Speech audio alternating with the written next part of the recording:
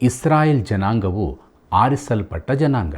ದೇವರ ಪ್ರಕಟಣೆ ಅವರಿಗೆ ದೊರೆತಿದೆ. ಹಾಗೆಯೇ ತನ್ನನ್ನು ಪ್ರೀತಿಸುವವರ ಬಗ್ಗೆಯೂ ದೇವರು ಕರುಣೆಯುಳ್ಳವನಾಗಿದ್ದಾನೆ.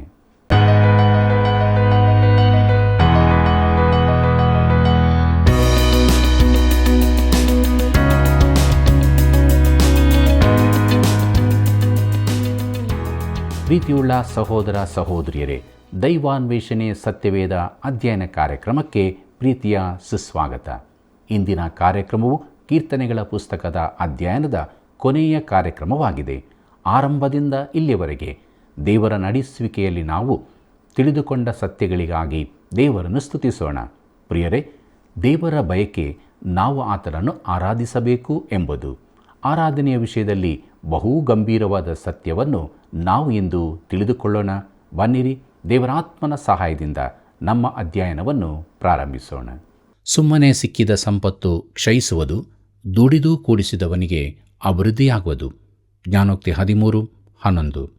ಕರ್ತನಲ್ಲಿ ಪ್ರೀತಿಯುಳ್ಳ ಸಹೋದರ ಸಹೋದರಿಯರೇ, ನಮ್ಮ ರಕ್ಷಕನಾದ ಯೇಸು ಕ್ರಿಸ್ತನ ಅತಿ ಪರಿಶುದ್ಧವುಳ್ಳ ನಾಮದಲ್ಲಿ ನಿಮ್ಮೆಲ್ಲರಿಗೂ ನನ್ನ ಹೃದಯಪೂರ್ವಕವಾದ ಪ್ರೀತಿಯ ವಂದನೆಗಳು.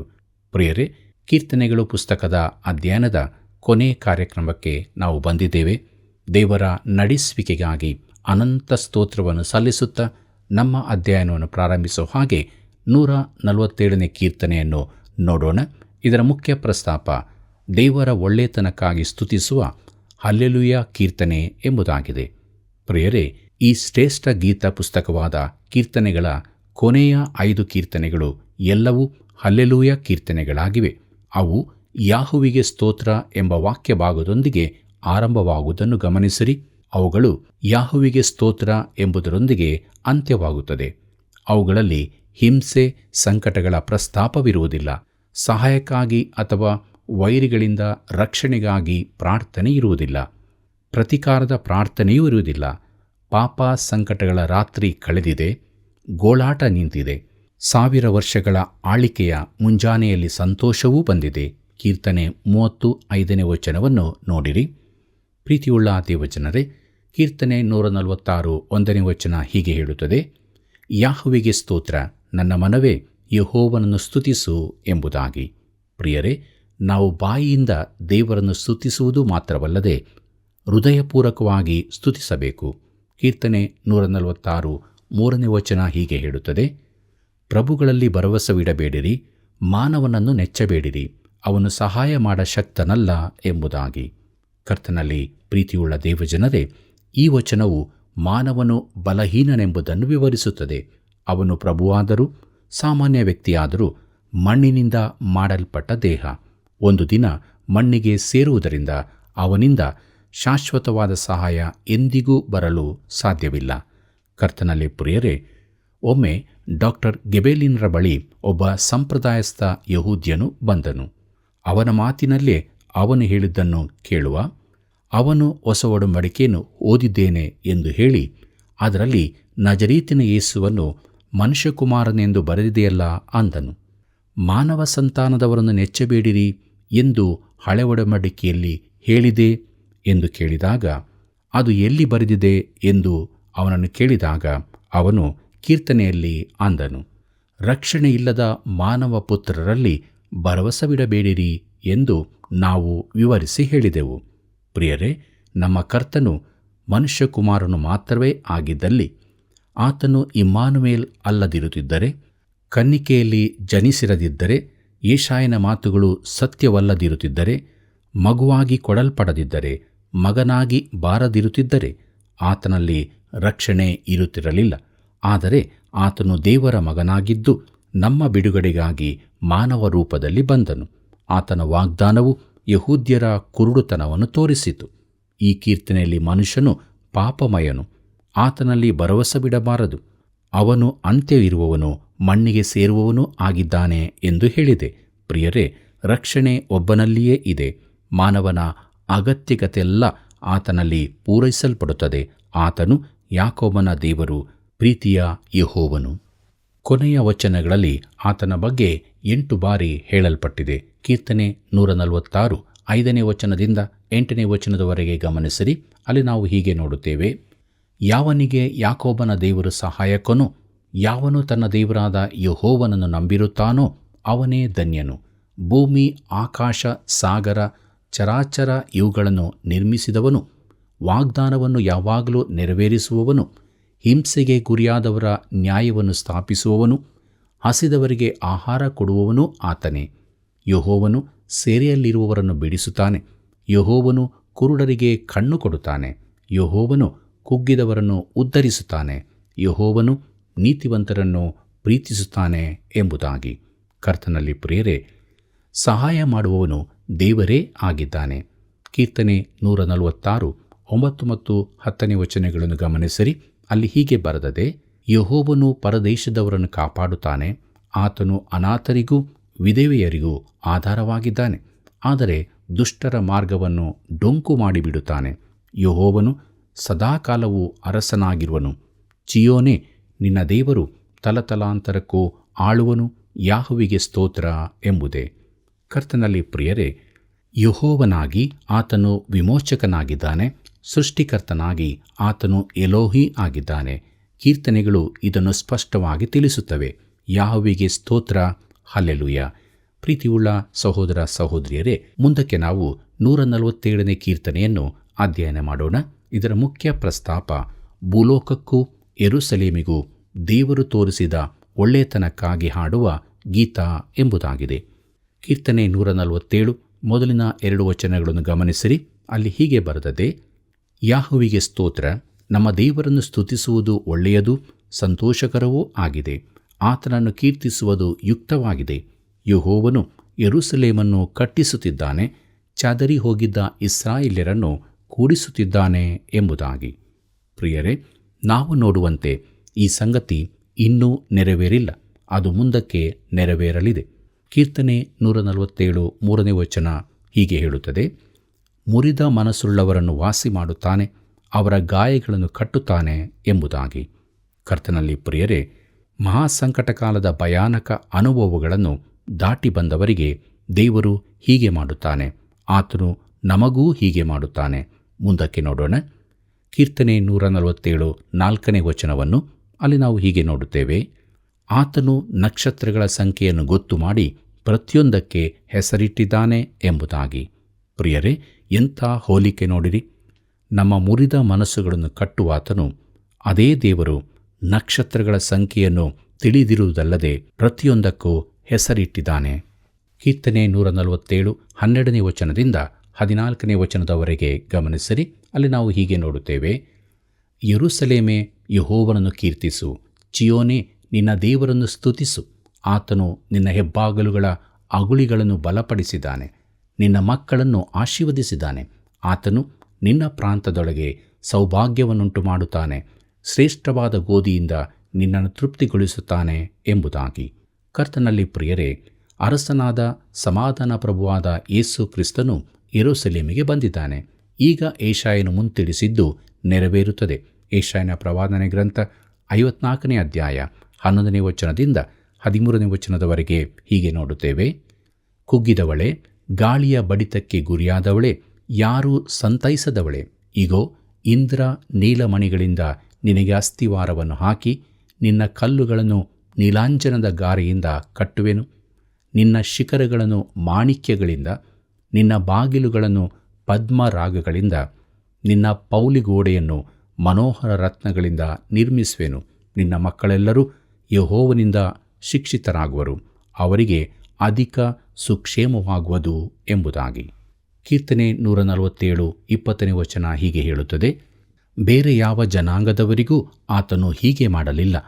ಆತನ ನ್ಯಾಯವಿಧಿಗಳನ್ನು ಅವರು ಅರಿಯರು. ಯಾಹುವಿಗೆ ಸ್ತೋತ್ರ ಎಂಬುದಾಗಿ. ಕರ್ತನಲ್ಲಿ ಪ್ರಿಯರೇ, ಇಸ್ರಾಯೇಲ್ ಜನಾಂಗವು ವಿಶೇಷ ರೀತಿಯದ್ದು. ಅವರಿಗೆ ಮಾತ್ರ ಆರಿಸಲ್ಪಟ್ಟ ಜನಾಂಗ ಎಂಬ ಹೆಸರಿರುತ್ತದೆ.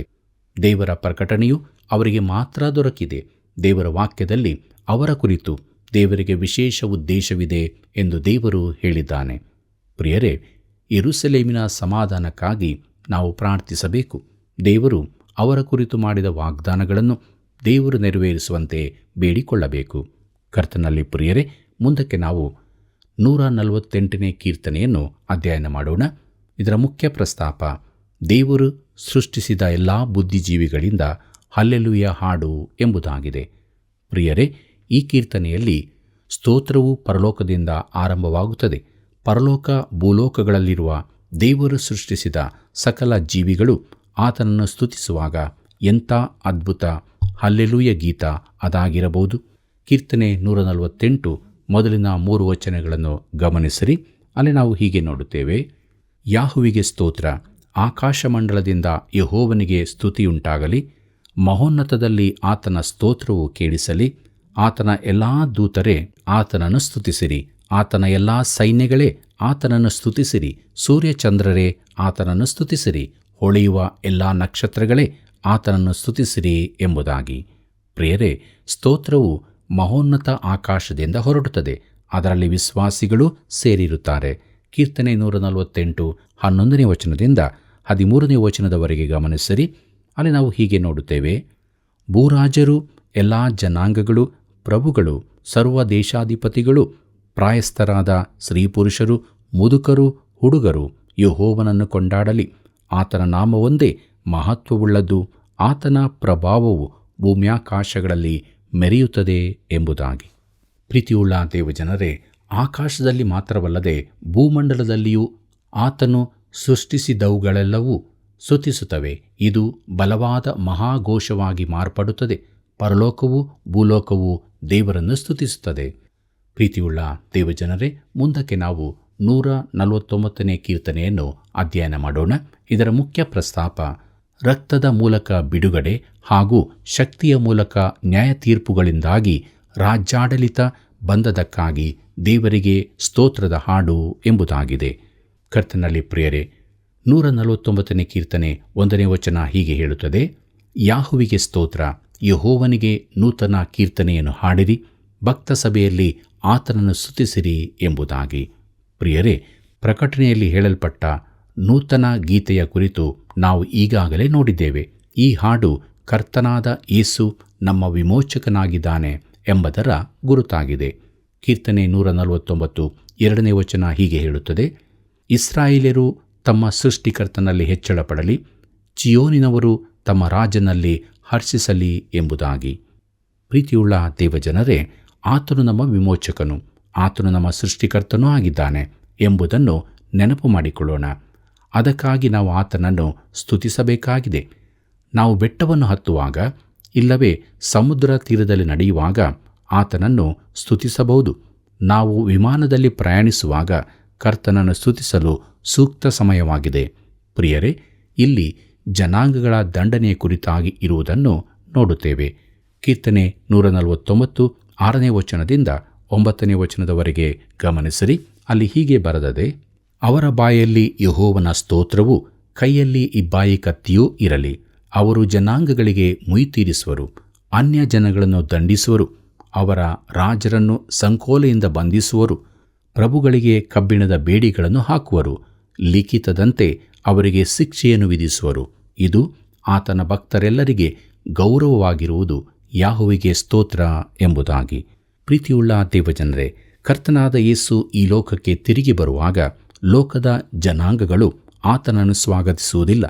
ಈ ಚಿಕ್ಕ ಗ್ರಹಕ್ಕೆ ಆತನು ಹಿಂದಿರುಗುವಾಗ ಎದ್ದಿರುವ ದಂಗೆಯನ್ನು ಆತನು ಅಡಗಿಸುವನು ಮತ್ತು ಕಬ್ಬಿಣದ ಕೋಲಿನಿಂದ ಅವರನ್ನು ದಂಡಿಸುವನು.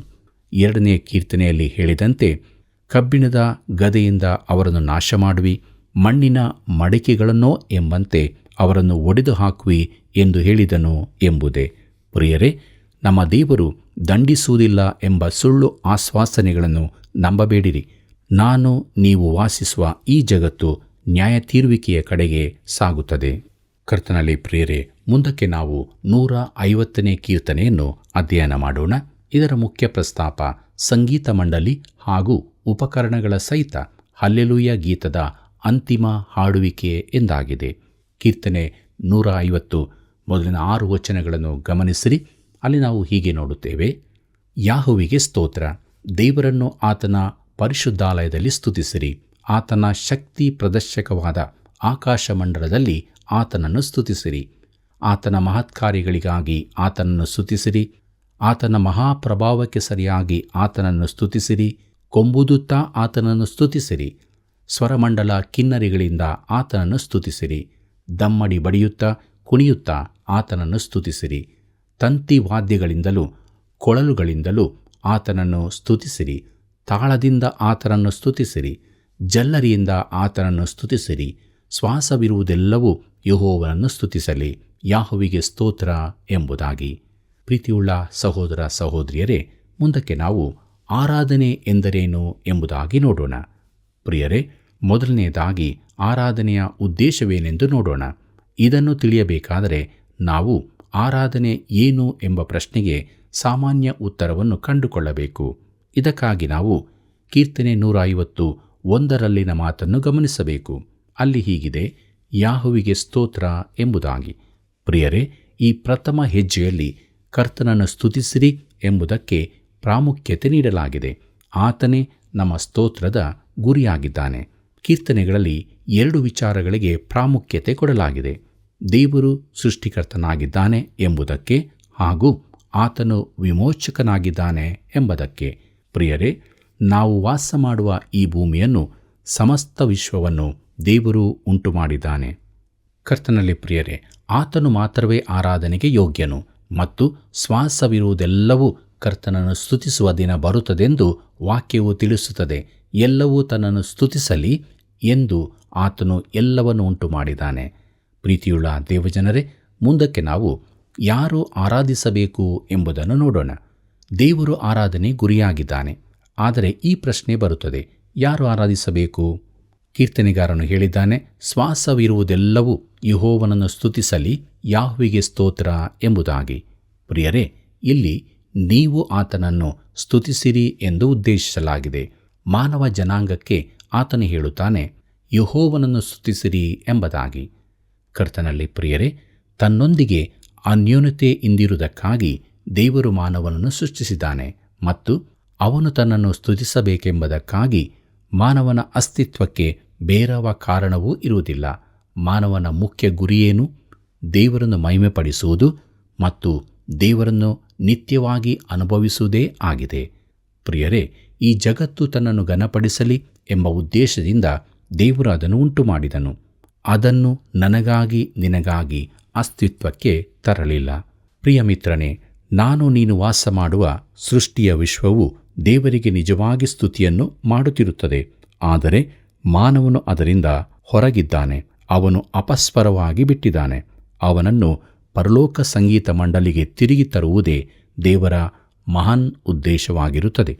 ಕರ್ತನಲ್ಲಿ ಪ್ರಿಯರೇ, ದಾವೀದನ ಕುಮಾರನಾದ ಯೇಸು ಕ್ರಿಸ್ತನ ಮುಖಾಂತರ ವೈಯಕ್ತಿಕವಾಗಿ ಈ ಮಂಡಲಿಗೆ ಸೇರಿಕೊಳ್ಳಬಹುದು. ಕರ್ತನಾದ ಯೇಸು ಕ್ರಿಸ್ತನು ಮಾನವನನ್ನು ಆತನ ಸೃಷ್ಟಿಕರ್ತನೂ ವಿಮೋಚಕನೂ ಆಗಿರುವ ದೇವರ ಸಂಗಡ ಸರಿಯಾದ ಸಂಬಂಧಕ್ಕೆ ತಂದು ಸೇರಿಸಿದ್ದು ಈಗ ಈ ಮಾನವನು ಆತನಿಗೆ ಸ್ವರವೆತ್ತಿ ಹಾಡಬಹುದಾಗಿದೆ. ಪ್ರೀತಿಯುಳ್ಳ ದೇವಜನರೇ, ಮುಂದಕ್ಕೆ ನಾವು ಆರಾಧನೆ ಯಾಕೆ ಎಂಬುದಾಗಿ ನೋಡೋಣ. ಈ ಪ್ರಶ್ನೆಗೆ ನಾವು ಈಗ ಉತ್ತರಿಸೋಣ. ಈಗ ನಾವು ಸ್ತುತಿ ಎಂಬ ಪದಕ್ಕೆ ಹೆಚ್ಚು ಹೊತ್ತು ಕೊಡೋಣ. ಈ ಭಾಗದ ಕ್ರಿಯಾಪದವನ್ನು ವಿಶ್ಲೇಷಿಸೋಣ. ನಿಜವಾದ ಆರಾಧನೆ ಸಲ್ಲಿಸುವವರು ಬಹಳ ಸ್ವಲ್ಪ ಮಂದಿ. ಸಾರ್ವಜನಿಕ ಆರಾಧನೆ ಎಂಬ ವಿಚಾರವೇ ಈಗ ಇಲ್ಲವಾಗಿದೆ. ಕ್ರಿಸ್ತೋತ್ತಮ ಹೀಗೆ ಬರೆದಿದ್ದಾರೆ, ದೂತರು ಘನಪಡಿಸುತ್ತಾರೆ, ಮನುಷ್ಯರು ಪರೀಕ್ಷಿಸುತ್ತಾರೆ. ದೂತರು ಸ್ವರವೆತ್ತಿ ಸ್ತುತಿಸುತ್ತಾರೆ, ಮಾನವರು ವಾಗ್ವಾದಗಳಲ್ಲಿ ತೊಡಗಿರುತ್ತಾರೆ. ದೂತರು ರೆಕ್ಕೆಗಳಿಂದ ತಮ್ಮ ಮುಖವನ್ನು ಮರೆಮಾಡಿಕೊಳ್ಳುತ್ತಾರೆ, ಆದರೆ ಮಾನವನು ದೇವರು ಹೇಳಲಾಗದ ಮಹಿಮೆಯನ್ನು ಸಂಶಯಾಗ್ರಸ್ತನಾಗಿ ನೋಡುತ್ತಾನೆ. ಈ ದಿನಗಳಲ್ಲಿ ಆರಾಧಿಸಲು ಹೋಗುವವರು ಎಷ್ಟು ಮಂದಿ? ಒಬ್ಬರು ಹಾಸ್ಯವಾಗಿ ಹೀಗೆ ಹೇಳಿದ್ದಾರೆ, ಕೆಲವರು ದೇವಾಲಯಕ್ಕೆ ಉಡುಪುಗಳ ವೀಕ್ಷಣೆಗಾಗಿ ಹೋಗುತ್ತಾರೆ, ಕೆಲವರು ಕಣ್ಣು ಮುಚ್ಚಲಿಕ್ಕಾಗಿ ಹೋಗುತ್ತಾರೆ ಎಂಬುದಾಗಿ. ಪ್ರಿಯರೇ, ನಿಜವಾಗಿ ದೇವರನ್ನು ಆರಾಧಿಸಲಿಕ್ಕಾಗಿ ಎಷ್ಟು ಮಂದಿ ಹೋಗುತ್ತಾರೆ? ಆರಾಧನೆ ಎಂದರೆ ದೈವಿಕವಾದ ಅಮಲಾಗಿದೆ. ಕರ್ತನಲ್ಲೇ ಪ್ರಿಯರೇ, ಆರಾಧನೆಗೆ ಸಂಬಂಧಿಸಿದ 3 ಪದಗಳನ್ನು ನಾವು ನೋಡಬೇಕಾಗಿದೆ. ಈ 3 ಪದಗಳು ಮಾನವನ ಹೃದಯ, ಆತ್ಮಗಳು ಆರಾಧನೆಗಾಗಿ ದೇವರ ಸನ್ನಿಧಾನಕ್ಕೆ ಬರುವಾಗ ಹೊಂದುವ ಅನುಭವಗಳನ್ನು ತಿಳಿಸುತ್ತದೆ. ಅದರಲ್ಲಿ ಮೊದಲನೆಯ ಪದ ಸಾಷ್ಟಾಂಗವೆರಗುವುದು. ಪೂರ್ವ ದೇಶಗಳಲ್ಲಿ ಜನರು ನೆಲದ ಮೇಲೆ ಮುಖವಡಿಯಾಗಿ ಮಲಗಿ ದೇವರನ್ನು ಆರಾಧಿಸುತ್ತಾರೆ. ಪಶ್ಚಿಮ ದೇಶಗಳವರು ಮರ್ಯಾದಸ್ಥ ಆರಾಧನೆಯೆಂದು ನಿಂತು ಆರಾಧಿಸುತ್ತಾರೆ. ನನ್ನೊಂದಿಗೆ ವಾದಿಸಬೇಡಿರಿ, ನಾನು ದೇಹದ ಯಾವ ರೀತಿಯ ಭಂಗಿಯ ಕುರಿತು ಹೇಳುತ್ತಿಲ್ಲ. ಪ್ರಿಯರೇ, ನಾನು ನನ್ನ ಆತ್ಮಿಕ ಜೀವಿತದಲ್ಲಿ ಸೋತು ಹೋದವನಂತಾಗಿ ಶಕ್ತಿ ಕಳಕೊಂಡಿರುವಾಗ ನಾನು ಏಕಾಂತವಾಗಿ ದೇವರೆದುರು ಮೊಣಕಾಲೂರಿ ನನ್ನ ಹೃದಯವನ್ನು ಆತನೆದುರಿಗೆ ಬಿಚ್ಚಿಡುತ್ತೇನೆ. ಪ್ರಿಯ ಸ್ನೇಹಿತನೇ, ನೀನು ದೇವರೆದುರು ಸಾಷ್ಟಾಂಗವೆರಗಿದ್ದು ಯಾವಾಗ? ಇದು ನಮ್ಮನ್ನು ಆತ್ಮಿಕ ತಂಪು ಸ್ಥಿತಿಯಿಂದ ಹೊರತರುತ್ತದೆ. ನಾವು ವಾಸ ಮಾಡುವ ಕೋಶದಿಂದ ನಮ್ಮನ್ನು ಹೊರತರುತ್ತದೆ. ನಮ್ಮ ಆತ್ಮಗಳು ದೇವರೆದುರು ಸಾಷ್ಟಾಂಗವೆರಗುವುದನ್ನು ನಾವು ಕಲಿತುಕೊಂಡರೆ ನಮ್ಮ ಹೃದಯಗಳ ಮನೋಭಾವವೇ ಬದಲಾಗುತ್ತದೆ. ಪ್ರಿಯರೇ, ಆರಾಧನೆಯೊಂದಿಗೆ ಇರುವ ಎರಡನೇ ಪದವೇ ಘನಪಡಿಸುವಿಕೆಯಾಗಿದೆ. ಇದು ಹೃದಯಕ್ಕೆ ಹತ್ತಿರ ಮಾಡಿಕೊಳ್ಳುವುದು. ಆ ಪದದಲ್ಲಿ ಭಾವೋದ್ರೇಕವಿರುತ್ತದೆ. ಪರಿಶುದ್ಧತೆ ಎಂಬ ಭೂಷಣದೊಡನೆ ಯೆಹೋವನಿಗೆ ನಮಸ್ಕರಿಸಿರಿ ಎಂಬುದಾಗಿ ಕೀರ್ತನೆ 96:9 ಓದುತ್ತೇವೆ. ಆರಾಧನೆಯು ಒಂದು ಪ್ರೇಮ ಕಾರ್ಯವಾಗಿದೆ. ದೇವರಿಗೆ ಮಾಡುವ ಪ್ರೇಮ ನಿವೇದನೆಯಾಗಿದೆ. ಪ್ರೀತಿಯಿಲ್ಲದ ಆರಾಧನೆ ಬಿಸಿ ಮುಟ್ಟಿಸದ ಜ್ವಾಲೆಯಂತೆ, ಬಣ್ಣವಿಲ್ಲದ ಕಾಮನ ಬಿಲ್ಲಿನಂತೆ, ಪರಿಮಳವಿಲ್ಲದ ಹೂವಿನ ಹಾಗೆ ಆರಾಧನೆಯು ಉತ್ಸಾಹಪೂರ್ವಕವಾಗಿ ತಾನಾಗಿ ಬರಬೇಕು. ಕರ್ತನಲ್ಲಿ ಪ್ರಿಯರೇ, ಒಬ್ಬ ಯೌವನಸ್ಥನು ತನ್ನ ಪ್ರೇಮಿಗೆ ಒಂದು ಪತ್ರ ಬರೆದನು. ಅವನು ಭಾವಾವೇಶದಿಂದ ಹೀಗೆ ಬರೆದನು: ನಾನು ನಿನಗಾಗಿ ಅತ್ಯಂತ ಎತ್ತರದ ಪರ್ವತವನ್ನು ಹತ್ತಬಲ್ಲೆ, ವಿಶಾಲ ನದಿಯನ್ನು ದಾಟಬಲ್ಲೆ, ಮರುಭೂಮಿಯ ಸುಡುವ ಮರಳಿನಡಿನಲ್ಲಿಯೂ ನುಸುಳಬಲ್ಲೆ ಎಂಬಿತ್ಯಾದಿ. ಪತ್ರದ ಕೊನೆಗೆ ಒಂದು ಟಿಪ್ಪಣಿ ಹೀಗೆ ಸೇರಿಸಿದನು: ಬುಧವಾರ ರಾತ್ರಿ ಮಳೆ ಬಾರದಿದ್ದರೆ ನಿನ್ನನ್ನು ಕಾಣಲು ಬರುತ್ತೇನೆ ಎಂದು. ಪ್ರಿಯರೇ, ನಮ್ಮೆಲ್ಲರ ಆರಾಧನೆಗಳು ಇದೇ ರೀತಿಯವುಗಳಾಗಿವೆ. ನಾವು ದೇವರಿಂದ ದೂರವಾಗಿದ್ದೇವೆಂಬುದನ್ನು ಇದರ ಅರ್ಥ. ಪ್ರಿಯರೇ, ಕೊನೆಯದಾಗಿ ಆರಾಧನೆಯಲ್ಲಿ ಮಹಿಮೆಪಡಿಸುವುದೂ ಇದೆ. ಅಂದರೆ ದೇವರನ್ನು ಮೇಲಕ್ಕೆ ಎತ್ತುವುದಲ್ಲ, ಆತನಿಗೆ ಸಲ್ಲತಕ್ಕ ಯೋಗ್ಯ ಗೌರವವನ್ನು ಕೊಡುವುದಾಗಿದೆ. ನಾವು ಆತನೆದುರಿಗೆ ಮೊಣಕಾಲೂರಿ ಇರುವಾಗ ಸೃಷ್ಟಿಯು ಸೃಷ್ಟಿಕರ್ತನೆದುರಿಗೆ ಬೇಕಾದ ಭಂಗಿಯಲ್ಲಿರುತ್ತೇವೆ. ನಾನು ದೇವರನ್ನು ಮೇಲಕ್ಕೆತ್ತುವ ಕುರಿತು ಮಾತಾಡುತ್ತಿಲ್ಲ. ನಾನು ಮನುಷ್ಯನು ತನ್ನನ್ನು ತಾನೇ ಎತ್ತರದ ಸ್ಥಿತಿಗೆ ತಂದುಕೊಳ್ಳುವ ಕುರಿತು ಹೇಳುತ್ತಿದ್ದೇನೆ. ಪ್ರೀತಿಯುಳ್ಳ ದೇವಜನರೇ, ಕ್ರೈಸ್ತ ನಂಬಿಕೆ ಮಾತ್ರ ಮನುಷ್ಯನನ್ನು ಧೂಳಿನಿಂದ ಮೇಲಕ್ಕೆತ್ತಿ ಕಾಲ ಮೇಲೆ ನಿಲ್ಲಿಸಿರುವಂಥದ್ದಾಗಿದೆ. ಪ್ರಕಟಣೆ 1 ಅಧ್ಯಾಯದಲ್ಲಿ ಪತ್ಮೋಸ್ ದ್ವೀಪದಲ್ಲಿದ್ದ ಯೋಹಾನನು ಮಹಿಮಾ ಸ್ವರೂಪನಾದ ಕ್ರಿಸ್ತನನ್ನು ಕಂಡನು. ಯೋಹಾನನು ಹೇಳುತ್ತಾನೆ, ನಾನು ಆತನನ್ನು ಕಂಡಾಗ ಸತ್ತವನಾಗೆ ಆತನ ಪಾದಗಳ ಮೇಲೆ ಬಿದ್ದೆನು. ಆತನು ತನ್ನ ಬಲಗೈಯನ್ನು ನನ್ನ ಮೇಲೆ ಇಟ್ಟು, ಹೆದರಬೇಡ, ನಾನು ಮೊದಲನೆಯವನು ಕಡೆಯವನು ಸದಾ ಜೀವಿಸುವವನು ಆಗಿದ್ದೇನೆ ಎಂಬುದಾಗಿ. ಇದನ್ನು ನಾವು ಪ್ರಕಟಣೆ 1:17 ನೋಡುತ್ತೇವೆ. ಪ್ರಿಯರೇ, ಈಗ ಸೃಷ್ಟಿಸಲ್ಪಟ್ಟು ಸೃಷ್ಟಿ ಮಾಡಿದವನ ಬಳಿಗೆ ಪಾಪದಲ್ಲಿ ಕಳೆದು ಹೋಗಿದ್ದ ಮಾನವನು ಹೀನಸ್ಥಿತಿಗೆ ಇಳಿದು ಹೋದವನು ಈಗ ಮೇಲಕ್ಕೆ ಬಂದು ಕ್ರಿಸ್ತನನ್ನು ಆರಾಧಿಸುವಂತಾಯಿತು. ಪ್ರಿಯರೇ, ಮಾನವನು ಅವನ ಯೋಗ್ಯವಾದ ಸ್ಥಾನಕ್ಕೆ ತರಲ್ಪಟ್ಟು ಪರಲೋಕದೊಂದಿಗೆ ಸಮಾನನಾಗಬೇಕಾಗಿದೆ. ಪ್ರಿಯರೇ, 150ನೇ ಕೀರ್ತನೆಯು ದೇವಕುಮಾರನು ಕೊನೆಯ ಹಿಡಿಯನ್ನು ಎಳೆಯುವ ಚಿತ್ರಣದೊಂದಿಗೆ ಆರಂಭವಾಗುತ್ತದೆ. ಯಾಹೋವನಿಗೆ ಸ್ತೋತ್ರ. ಆತನ ಪರಿಶುದ್ಧಾಲಯದಲ್ಲಿ ದೇವರನ್ನು ಸ್ತುತಿಸಿರಿ. ಆತನ ಶಕ್ತಿ ಪ್ರದರ್ಶಕವಾದ ಆಕಾಶಮಂಡಲದಲ್ಲಿ ಆತನನ್ನು ಸ್ತುತಿಸಿರಿ ಎಂಬುದಾಗಿ ನೋಡುತ್ತೇವೆ. ಬಳಿಕ 2ನೇ ಹಿಡಿಯನ್ನು ಎಳೆಯಲಾಯಿತು. ಅದೇನೆಂದರೆ, ಕೊಂಬುದುತ್ತಾ ಆತನನ್ನು ಸ್ತುತಿಸಿರಿ, ಸ್ವರಮಂಡಲ ಕಿನ್ನರಿಗಳಿಂದ ಆತನನ್ನು ಸ್ತುತಿಸಿರಿ ಎಂಬುದಾಗಿ. ಬಳಿಕ 3ನೇ ಹಿಡಿಯನ್ನು ಎಳೆಯಲಾಯಿತು. ಅದೇನೆಂದರೆ, ದಮ್ಮಡಿ ಬಡಿಯುತ್ತಾ ಕುಣಿಯುತ್ತಾ ಆತನನ್ನು ಸ್ತುತಿಸಿರಿ, ತಂತಿ ವಾದ್ಯಗಳಿಂದಲೂ ಕೊಳಲುಗಳಿಂದಲೂ ಆತನನ್ನು ಸ್ತುತಿಸಿರಿ ಎಂಬುದಾಗಿ. ಪ್ರಿಯರೇ, ಕಡೆಗೆ ಕೇಳಿರಿ, ಶ್ವಾಸವಿರುವುದೆಲ್ಲವೂ ಯೆಹೋವನನ್ನು ಸ್ತುತಿಸಲಿ ಎಂಬುದಾಗಿ. ಪ್ರಿಯರೇ, ದೇವರು ಆದಿಯಲ್ಲಿ ಮಾನವನಿಗೆ ಶ್ವಾಸವನ್ನು ಊದಿದನು. ಅವನಿಗೆ ಪ್ರಾಣವೂ ಆತ್ಮವೂ ಬಂದಿತು. ಆದರೆ ಮಾನವನು ದೇವರಿಂದ ದೂರ ಹೋದನು. ಮುಂದೊಂದು ದಿನ ಬರುತ್ತದೆ, ಆಗ ಜೀವವಿರುವುದೆಲ್ಲವೂ ಉಸಿರಾಡುವುದೆಲ್ಲವೂ ಯೆಹೋವನನ್ನು ಸ್ತುತಿಸುತ್ತವೆ. ನಾವು ಜೀವಿಸುವ ಈ ಕಾಲದಲ್ಲಿಯೂ ನಮ್ಮ ಹೃದಯ ಜೀವಿತಗಳನ್ನು ಆತನ ಕಡೆಗೆತ್ತಿ ಆತನನ್ನು ಸ್ತುತಿಸಿ ಘನಪಡಿಸೋಣ.